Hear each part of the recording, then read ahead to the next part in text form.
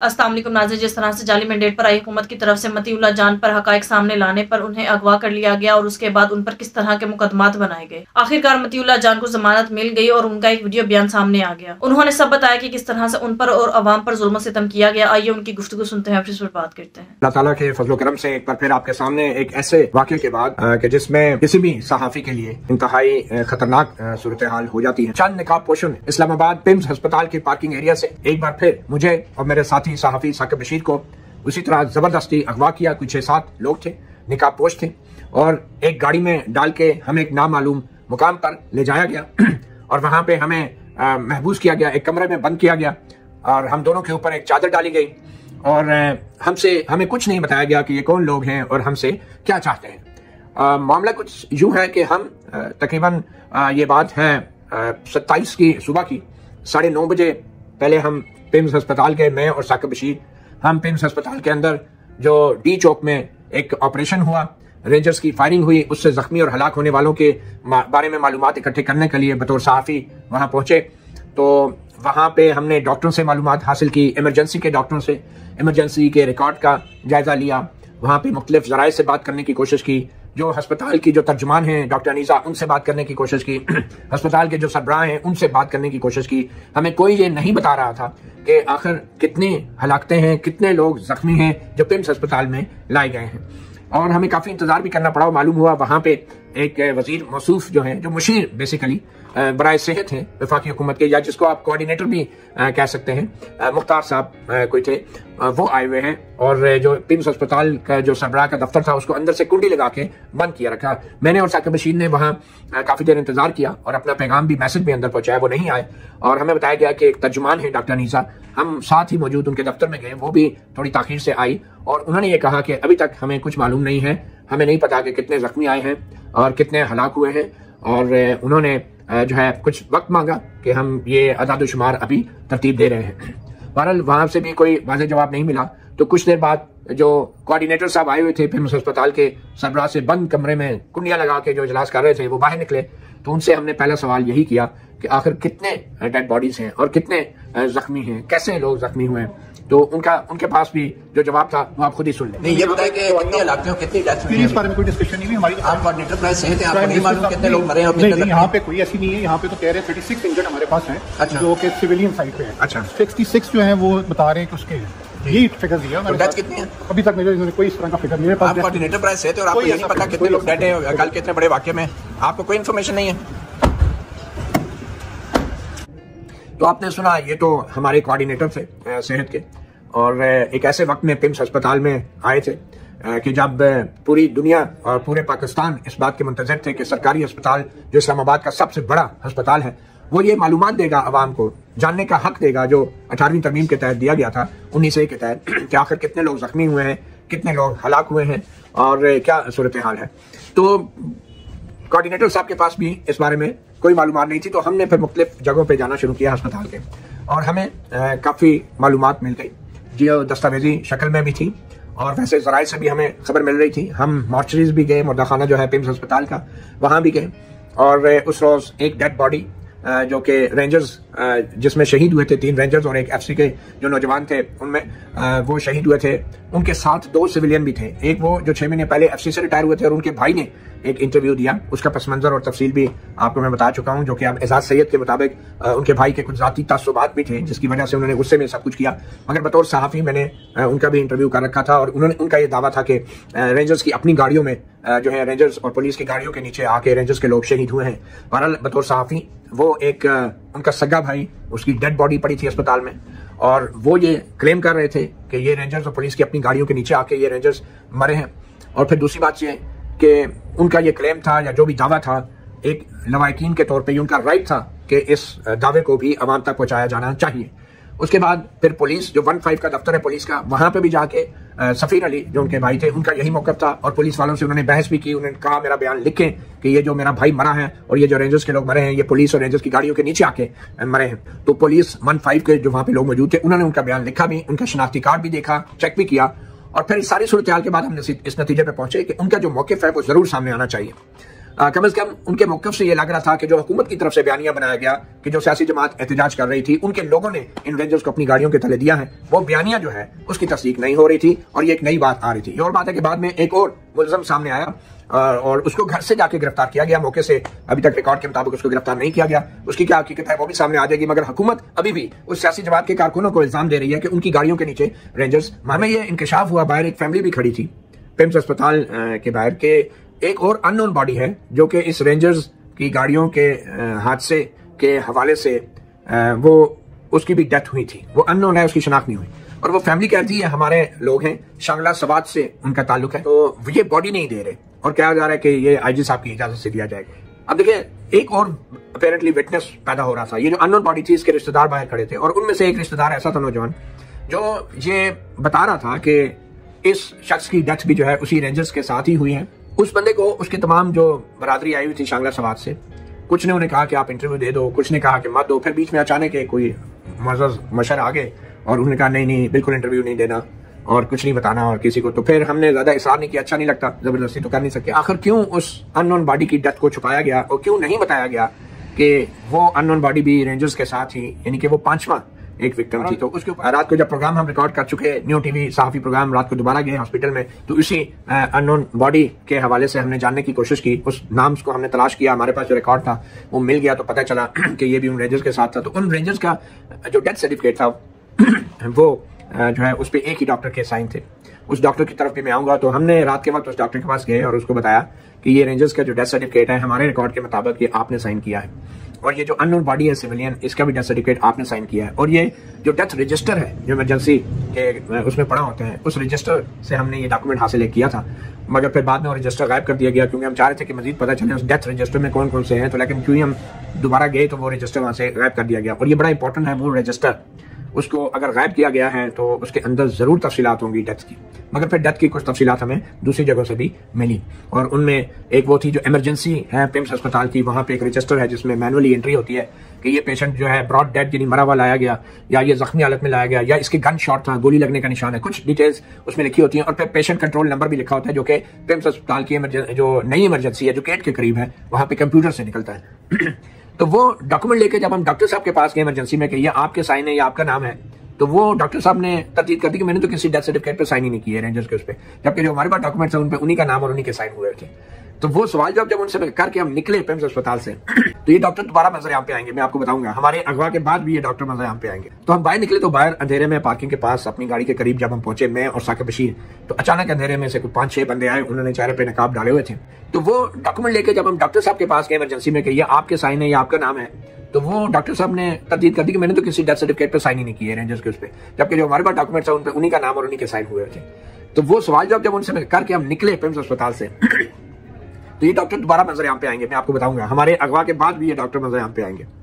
तो हम बाहर निकले तो बाहर अंधेरे में पार्किंग के पास अपनी गाड़ी के करीब जब हम पहुंचे, मैं और साकिब बशीर, तो अचानक अंधेरे में से 5-6 बंदे आए, उन्होंने चेहरे पे नकाब डाले हुए थे और उन्होंने हमें पकड़ लिया। एक साहब ने झपट डाल दिया मेरा नाम लेके बुला के और दूसरे लोगों ने भी साकिब बशीर को पकड़ लिया और मुझे भी पकड़ के जो है एक गाड़ी खड़ी थी उसके अंदर डाला और जबरदस्ती जो है पकड़ के और शाउटिंग करते हुए, बदतमीजी करते हुए, जो कि स्टाइल होता है ऐसे लोगों का, और हमें कहा कि सर नीचे करो, जबरदस्ती हमें नीचे की तरफ सर करके गर्दन को दबा के और फिर वो गाड़ी जो है उसने तेजी से भागना शुरू कर दिया। तो वो गाड़ी जब तेजी से भाग रही, कुछ 6-7 मिनट के बाद एक मुकाम पे पहुंची। बड़ा अजीब, 6-7 मिनट के बाद ही, यानी पिम्स अस्पताल से निकलने के बाद, तो वो बड़ी ही एक अजीब एक पुरस्कार सी जगह थी। हमारे दोनों के सरों के ऊपर बड़ी सी चादर डाली थी, हमें सिर्फ अपने पाँव वाली जगह नजर आ रही थी। मैं और साकिब बशीर, हमें पकड़ के दोनों तरफ से जकड़ के ले जाया गया अंदर किसी इमारत में और एक कमरे में जाके बिठाया गया। अच्छी बात यह हुई कि कुर्सियों में बैठा दिया गया। वहां से हमें थोड़ा सा ये हौसला मिला कि शायद ये लोग इतने जालिम ना हो जो भी हैं, और फिर कुर्सियों में बैठा के ना हमारे ऊपर चादर डाल दी और कहा कि खबरदार इस चादर को नहीं हटाना और बाहर देखने की कोशिश नहीं करना। काफी देर हम बैठाए रखे, तो थोड़ा सा अपना तजर्बा जो पहले हासिल था उसको हमने बरूए कार लाया, एक दूसरे को हौसला दिया। साकिब साथ ही बैठे हुए थे, मैं उनको इशारे से चादर के अंदर से तसल्ली भी देता रहा, पूछता रहा, और फिर सर हमारा घूम रहा था, कुछ सर के ऊपर बड़े जोर की किसी ने कोई चीज़ मारी थी गिरफ्तारी के वक्त या जो अगवा करने के वक्त, पता नहीं क्या था। तो वो जब मैंने उनसे कहा मुझे आप कोई पैराडोल की गोली दें, तो उन्होंने कहा जी आपको हम अभी करते हैं, चाय भी पिलाएं। फिर चाय भी मुझे और साकिब बशीर को चाय भी ला के दी और साथ ये भी कहा कि आपके लिए स्पेशली हमने कोयटा टी मंगवाई है। मैंने कहा जी अच्छी बात है, बहुत मेहरबानी आपकी, आप इतने अच्छे लोग हैं तो आप कम से कम घर में इतला भी कर दें कि आप जो भी हैं आपके पास हैं हम लोग और हम खैरियत से हैं। मैंने कहा बस जितना हमारा अख्तियार है हमने कर दिया है, और फिर हम वो लोग भी नहीं है जो आपको लेकर आए, हम तो कोई और लोग हैं। मैं कहा मैं दिन में सोचा मालूम नहीं हमें किसी के हाथ बेच दिया गया है, क्या किया, क्या सौदा हुआ है। बहरहाल उधर काफ़ी देर हम बैठे रहे। कुछ देर बाद साकिब बशीर को उठा के वो ले गए कि चले आप हमारे साथ, उनका और साथ ले गए। और साकिब बशीर साहब जो हैं उनको जब वो साथ ले गए तो काफ़ी मैंने फिर किसी से कहा कि साकिब बशीर जो है उनकी चेस्ट का प्रॉब्लम है। मुझे थोड़ा सा खौफ और खदशा पैदा हुआ कि कहीं साकिब बशीर पे तशद्दुद ना कर रहे हों, तो मैंने उनसे कहा कि उनके चेस्ट का प्रॉब्लम है, सांस का इशू है, प्लीज़ जाके उन्हें बता दें जो भी है, कोई उसके साथ मसला ना हो जाए। उसने कहा अच्छा मैं बताता हूँ। वो सुन के कोई गए और काफ़ी कोई मेरे ख्याल में 15-20 आधा घंटे बाद साकिब बशीर वापस आए और मुझे एक आवाज़ आई हल्की सी। साकिब बशीर ने कहा तो फिर क्या FIR काटेंगे? तो पता नहीं आगे से उन्होंने क्या जवाब दिया। बारह मुझे यूँ लगा कि FIR की जो बात की है तो पता नहीं FIR के बाद तो किसी ऐसी जगह हो सकती है जहाँ पे कोई पुलिस स्टेशन हो या कुछ, लेकिन उसके बाद भी कुछ समझ नहीं आ रही थी कि क्या हो रहा है। और जिस तरीके का उनकी करख्तगी थी उनके लहजे में, और ऊंची ऊंची आवाज़ में बैठ के मोबाइल के वो गाने लगा रहे थे और हमें सुना रहे थे, और हमारी थकावट भी थी, सारे दिन की भागदौड़ थी, नींद भी आ रही थी, लेकिन वो चाहे सोने भी नहीं देना चाह रहे थे, हमें रिलैक्स भी नहीं करने देना चाह रहे थे। तो अचानक ये हुआ कि मेरी बारी आ गई जी, अब आप आ जाए जी। तो मुझे उठा के वो ले गए। अब पता नहीं साकिब बशीर पीछे रह गए, कुछ समझ नहीं आती ये लोग क्या कर रहे हैं। अचानक जो है मेरे चेहरे पे दोबारा चादर उसी तरह तानी गई और लोगों ने जकड़ के एक गाड़ी में मुझे डाल दिया। अच्छा, गाड़ी चलते ही मुझे ये कहा गया कि देखिए हम आपके बड़ा इज्जत कर रहे हैं, आपने भी हमारे एहतराम इज्जत करनी है, खबरदार ये चादर जो है चेहरे से नहीं उठनी चाहिए। और फिर मुझे कुछ अंदाजा हुआ पता नहीं कि कहाँ लेके जा रहे हैं। तो अचानक पिम्स अस्पताल में वो गाड़ी जाके रुकी और मुझे अंदाजा हुआ ये पिम्स अस्पताल है। उन्हीं रास्तों पे, उसी इमरजेंसी के रास्तों से चला के मुझे अंदर ले जाया गया और उसी जगह पे बजायर उसी डॉक्टर के सामने बिठाया गया जिस डॉक्टर से मैं अगवा होने से पहले सवाल जवाब कर रहा था। और वो डॉक्टर साहब माशाल्लाह बड़ी तरबियत याफ्ता डॉक्टर थे और उनको कहा गया कि जी ये मुल्जिम है, इनका आप डॉक्टरी मुलाजा करें। और डॉक्टर साहब माशाल्लाह से इतने बापर्दा और बाहया थे कि उन्होंने मेरा पर्दा उठाने की जहमत नहीं की और अपना चेहरा दिखाने की और ना मुल्जिम का चेहरा देखने की जहमत की कि इसके चेहरे पे कोई चोट तो नहीं है, कोई निशान तो नहीं है। वो डॉक्टरी मुलाजा कर रहे थे। मालूम नहीं ये कौन सा डॉक्टरी मुलाजा था, लेकिन डॉक्टर ने भी नहीं कहा कि चादर उठा के दिखाएं, और वो चादर ऊपर पड़ी रही, हथकड़ी लगी रही। और वो डॉक्टर साहब मुझसे पूछते रहे क्या मसला है। बार मैंने उन्हें बताया कि यूँ मेरे सर पे कुछ चोट लगी है और मुझे जो है थोड़ा सर में दर्द भी हो रहा है। और फिर उन्होंने नोट किया और फिर कुछ मैंने बताया कि मुझे कुछ पेशाब का जो है वो उसमें तकलीफ हो रही है उस जगह पे, तो वो भी टेस्ट उन्होंने लिख दिया। और फिर और कोई आप मेडिसिन खाते हैं? मैंने कहा और तो कोई मेडिसिन नहीं खाता। तो फिर उन्होंने कहा कि आपका ब्लड प्रेशर, मैंने कहा चेक कर लें। चेक किया, थोड़ा सा हाई था। उन्होंने कहा आप ब्लड प्रेशर की गोलियां लेते रहे। मैंने कहा काफी अर्सा पहले की एक आध दफा ली थी डॉक्टर के कहने पे, फिर छोड़ दिया, नहीं ली। फिर उन्होंने कहा हम आपका ब्लड CP खून का टेस्ट करेंगे। मैंने कहा खून का टेस्ट मैं सरकारी अस्पताल से और इन सरकारी सरिंजों से तो मैं नहीं कराता। अगर आपने करना है, चेक करना है, मेरा प्राइवेट टेस्ट फलां लेबॉरेटरी में हुआ है, आप जाके चेक कर लें, देख लें, कोई इतना पुराना भी नहीं है, रेगुलरली हम जो कराते रहते हैं। लेकिन मैं यहाँ सरकारी अस्पताल, और वो भी एक ऐसे डॉक्टर के सामने और ऐसे नर्स स्टाफ के सामने और ऐसे लोगों के सामने जिनकी मैं शक्ल नहीं पहचानता और ना ही आप मेरे चेहरे से चादर उठा रहे हैं, तो मैं क्यों किसी को इजाजत दूंगा कि मेरी बॉडी की स्किन को किसी भी इंजेक्शन या सिरिंज से प्रिक करें, और वो भी सरकारी अस्पताल में। तो मैं तो ये नहीं करूंगा, मुझे क्या पता आप इन्फेक्टेड सिरिंज जो है इस्तेमाल कर रहे हैं या क्या करेंगे। तो मैंने इनकार कर दिया। और उसके बाद जो भी लोग साथ आए थे, जो अब मुझे अंदाजा हो गया था कि पुलिस के लोग हैं, उन्होंने बड़ी बहस की कि ये अच्छी बात नहीं है, आप कम करेंगे टेस्ट। मैंने कहा नहीं, ये तो नहीं हो सकता। बारह फिर वो इस बात पे इत्तेफाक हुआ, उन्होंने मुझे ले गए वॉशरूम में, वहाँ पे यूरिन का सैंपल जो है वो लिया, उनके हवाले किया और वहां से उठा के मुझे वापस ले आए। और फिर मुझे अंदाजा हुआ कि ये एक पुलिस स्टेशन है और वहां पे बिठाया। और फिर थोड़ी देर बाद हवालात में उन्होंने बंद कर दिया। हवालात में वो एक अलग कहानी है, वहां पे कौन लोग थे और वो क्या बातें हो रही थी उस पर भी हम बात करेंगे। मगर हवालात में रखा और सुबह के टाइम मेरे कुछ फैमिली मेंबर अंदर आ गए और फिर असदूर साहब जो जर्नलिस्ट हैं, उनकी बड़ी बुलंद आवाज मुझे आई, वो ऊंचा मेरा नाम पुकार रहे थे। मैंने उनसे दूर से कहा कि मैं खैरियत से हूँ, ठीक हूँ, कोई मसला नहीं है, परेशान ना हूँ।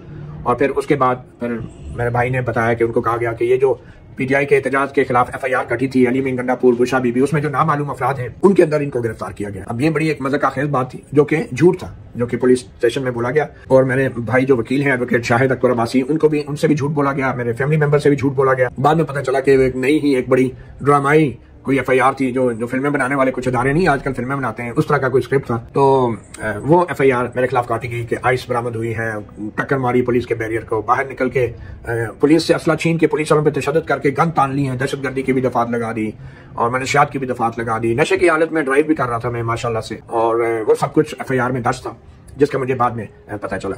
और फिर हुआ ये कि शाम जो है मैं जब हवालात में बंद था तो वहाँ पे मुझे पता चला कि वो कोई मेरे ख्याल में 20 फुट बाय 10-12 फुट की एक हवालात थी, जिसमें कोई तकरीबन 16-17 के करीब बंदे बमुश्किल टांगे सीधी करके लेटे हुए थे। कुछ लोग बैठे हुए थे, लेटने की भी जगह नहीं थी, और मैं भी बमुश्किल वहां पे बैठ गया। और मुझे उन सब ने बताया कि उनको एहतजाज की वजह से गिरफ्तार किया गया और उनको बड़े ड्रामाई अंदाज से गिरफ्तार किया गया।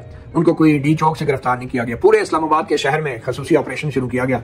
जहां जहां कोई नौजवान बच्चा मिलता, कोई बंदा मिलता नौजवान जो कि खास तौर पे खैबर पख्तूनख्वा से था, उसको पकड़ पकड़ के पुलिस की गाड़ियों में डाल के, और मजे की बात यह कि सारे के सारे ये जो औलाद में थे सारे पिम्स अस्पताल से गिरफ्तार हुए। मुझे बताया गया एक ऐसी ने कि पिम्स अस्पताल में इन पुलिस वालों ने एक प्राइवेट गाड़ी रखी हुई थी जिसपे पीटीआई के झंडे लगा दिए थे, और पिम्स अस्पताल के एक खास एरिया में उस गाड़ी को खड़ा कर देते थे और पीटीआई के झंडे लगा देते थे। जो इमरजेंसी में लवाकिन आते थे, जो पीटीआई के झंडों को देखते थे, वो उस गाड़ी के जब करीब आते थे तो उनको घसीट के डालों में डालते थे, उनको थाने ले जाते थे। और फिर जो मजीद जो लोग नए आ रहे थे अपने मरीजों के साथ, जख्मियों के साथ, वो भी जो भी उस पीटीआई के झंडे देख के उस गाड़ी के करीब जाता था, उसको उठा के गाड़ी पुलिस में डाल के थाने में ले आते। जाके इस हवालात उन्होंने भर दी, और पूरे इस्लामाबाद शहर के हवालात में यही हाल था। लोगों को पकड़ रहे हैं, मर्जी से छोड़ रहे हैं, उनका सामान चोरी कर रहे हैं, पैसे निकाल रहे हैं। ये सारे किस्से सुनाए गए, हमें बताया गया मुझे हवालात के अंदर। और कुछ लोगों के जो कोई एमपीए था उसको भी पकड़ लिया था, उसके जो साथ थे उसको रख लिया हवालात में, एमपीए को वैसे ही गायब हो गया, छोड़ दिया।